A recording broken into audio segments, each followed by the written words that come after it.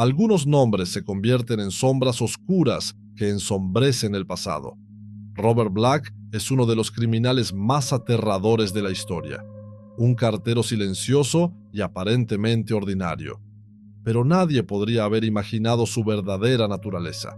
Detrás de este hombre se escondía un oscuro y terrible misterio: la casa de niños inocentes. ¿Quién era realmente Robert Black? ¿Qué lo hacía tan peligroso? Prepárate para descubrir la escalofriante verdad que demuestra cuán oscura puede ser la mente humana. Comencemos a enfrentar la perturbadora realidad de Robert Black. Robert Black nació fuera del matrimonio el 21 de abril de 1947 en Grangemouth, Escocia. Su madre, Jessie Hunter Black, no deseaba tener al niño y planeaba darlo en adopción para luego mudarse a Australia. Jessie quería escapar de las presiones sociales que enfrentaba en su entorno. Sin embargo, nunca logró completar el proceso oficial de adopción. Cuando Robert tenía apenas 6 meses de edad, fue entregado al cuidado de una familia adoptiva, Jack y Isabel Margaret Tulip. Durante este periodo, Robert recibió el apellido de su nueva familia. Robert mostró un comportamiento agresivo y antisocial desde muy joven. Tenía muy pocos amigos. Tenía rabietas constantes. Debido a este comportamiento, era acosado por sus compañeros. También acosaba a los más jóvenes. Se orinaba constantemente en la cama. No prestaba atención a su higiene personal, por eso olía mal la mayor parte del tiempo. Y los olores dieron lugar a su apodo: apestoso Bob Tulipán. Cuando Robert tenía 5 años, él y una niña de su edad se enseñaron los genitales. Después de este incidente, por alguna razón, Robert empezó a pensar que debería haber nacido niña. A partir de los 8 años, empezó a introducirse cosas en el ano. Este hábito continuaría hasta la edad adulta. Sus padres le pegaban constantemente. La gente estaba acostumbrada a ver a Robert con moratones. Esto continuó hasta que murió su madre de acogida. Cuando tenía 10 años, su madre de acogida murió y fue colocado con otra familia un año después, en 1958. Al poco tiempo, hizo algo malo y su vida volvió a cambiar. Mientras estaba con su nueva familia, agredió sexualmente a una niña y su madre de acogida lo denunció a los servicios sociales. Tras la denuncia a los servicios sociales, fue internado en una institución de protección de menores donde niños y niñas permanecen juntos. Sin embargo, tampoco aquí descansó tranquilo. Cuando mostró sus genitales a la gente de su nueva institución, fue expulsado e ingresado en una institución de alta disciplina solo para chicos. La vida tampoco iba a ser fácil aquí. Durante 3 años fue objeto de malos tratos por parte de un empleado. Esto continuó hasta que el empleado murió de causas naturales. En 1963, Robert Black dejó el hogar de acogida y se mudó a Greenock.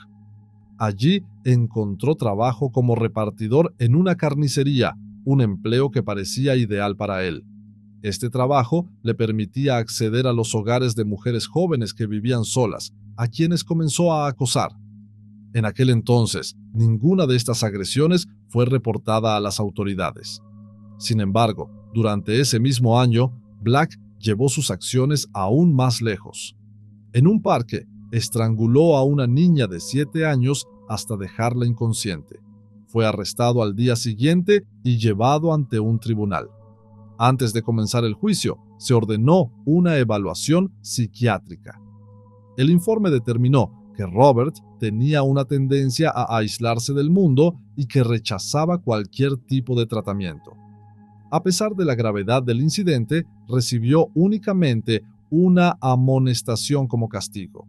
Después de este episodio, Black regresó a Grangemouth y se mudó a la casa de una pareja de ancianos.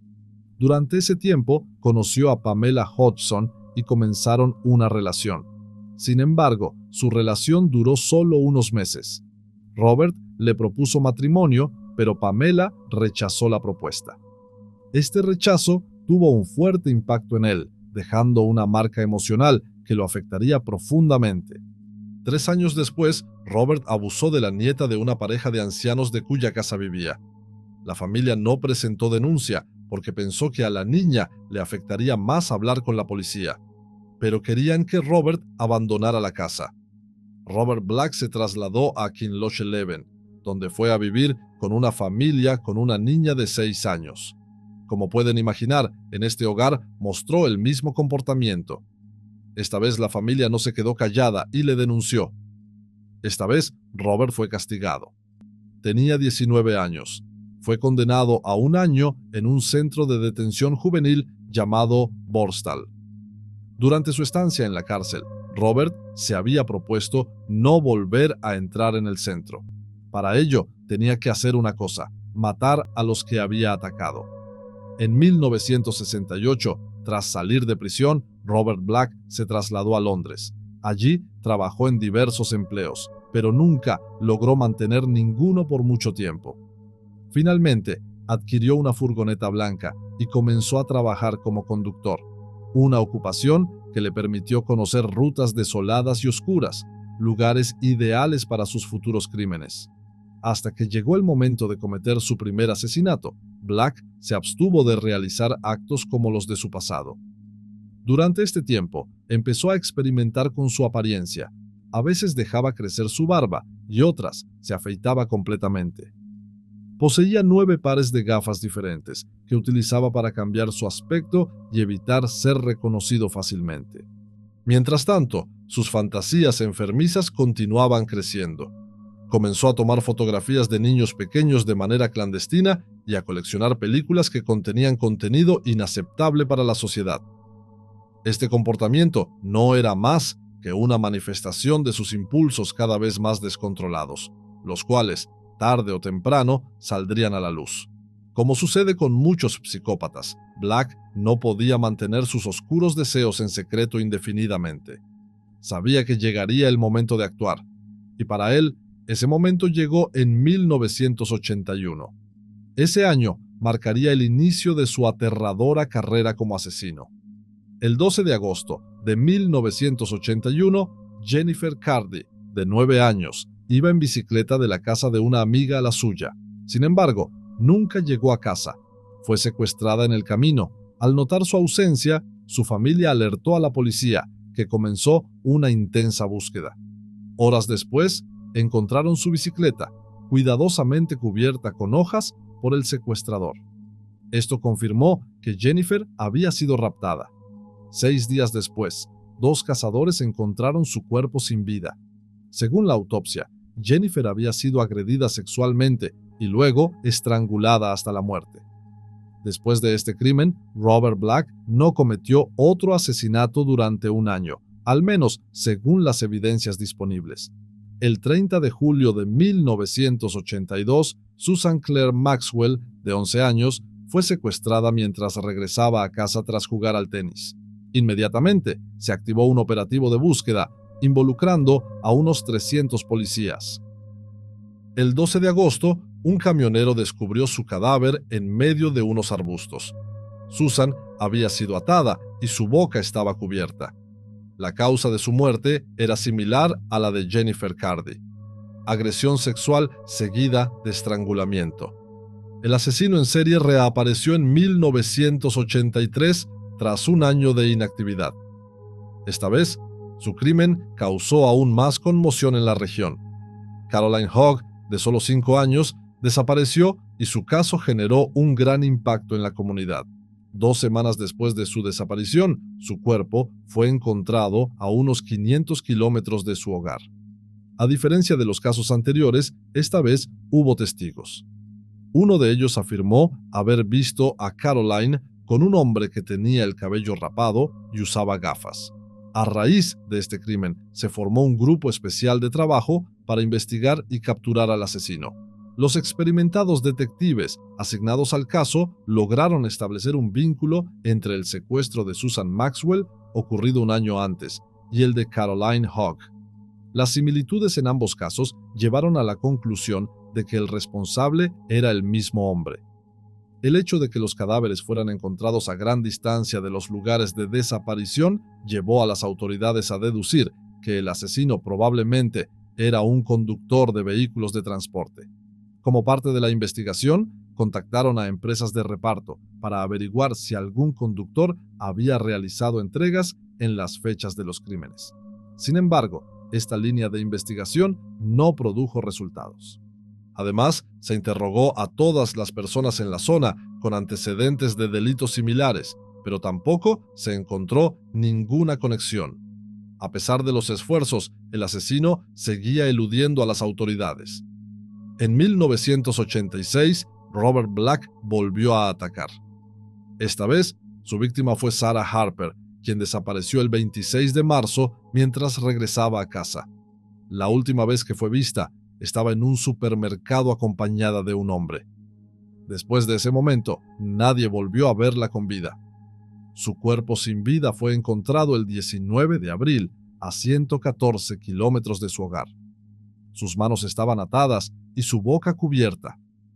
La autopsia reveló signos de agresión sexual. Mientras el grupo especial de trabajo continuaba buscando al asesino, este seguía cometiendo crímenes. Los investigadores británicos estaban convencidos de que podrían acercarse al sospechoso utilizando una base de datos que habían creado. Aunque no lograron identificarlo en ese momento, sí lograron detener y encarcelar a otras personas que habían cometido delitos similares.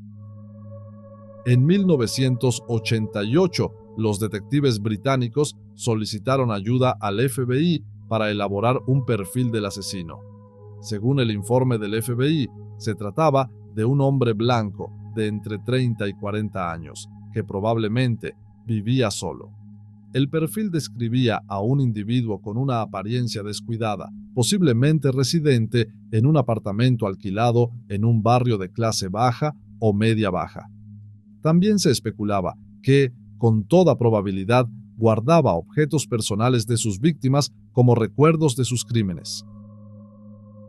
Este perfil ayudó a los investigadores a enfocar mejor su búsqueda, aunque aún no lograban dar con el responsable de los terribles crímenes.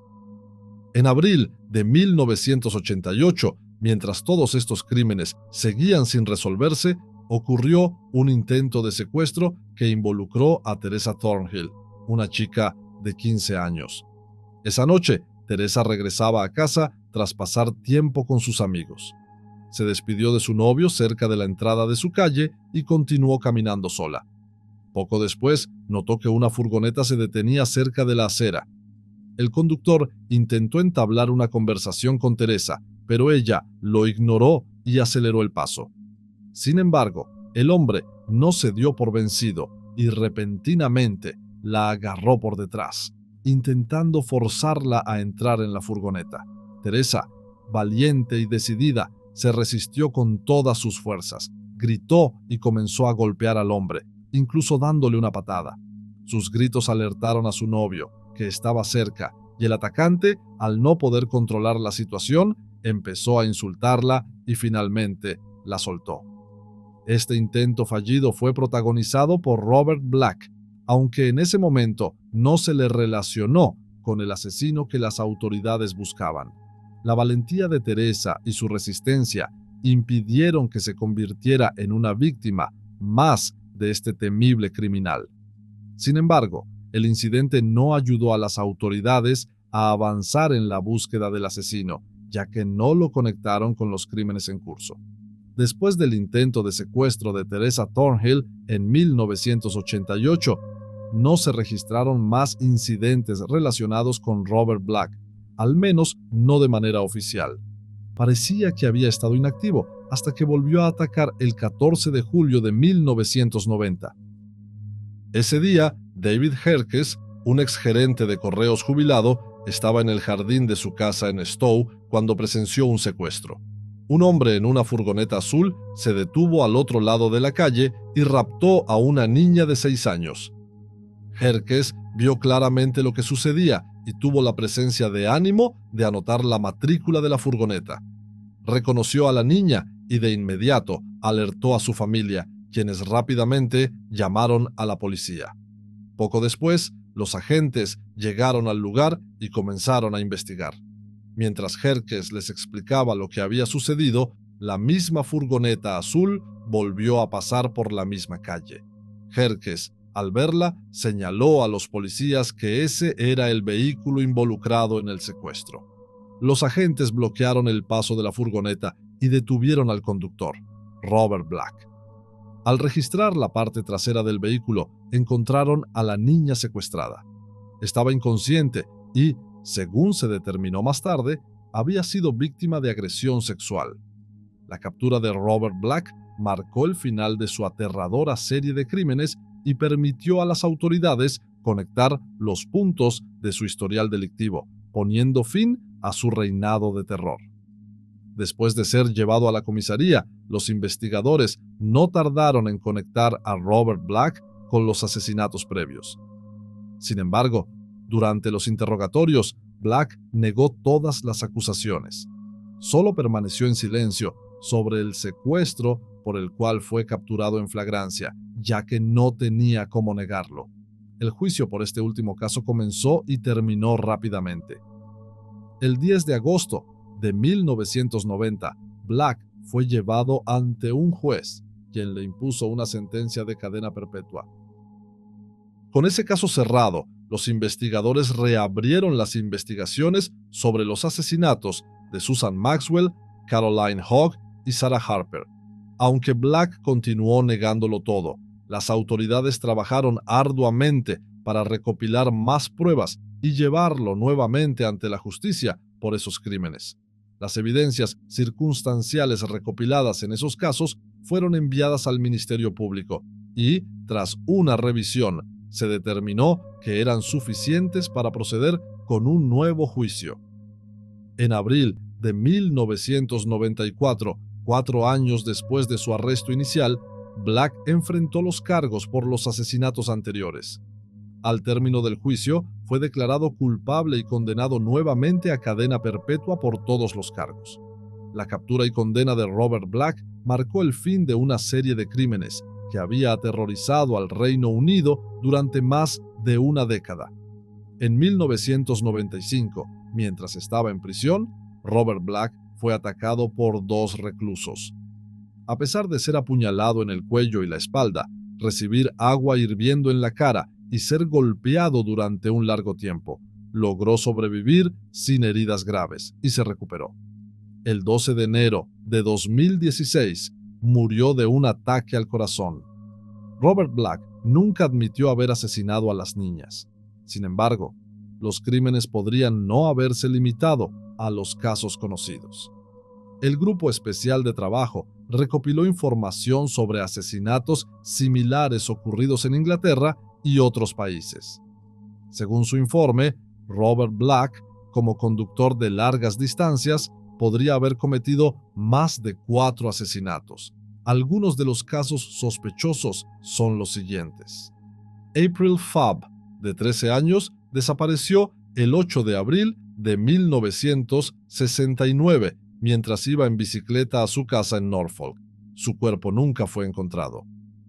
El 21 de mayo de 1973, Christine Markham, de 9 años, desapareció mientras iba camino a la escuela. Su cuerpo tampoco fue hallado.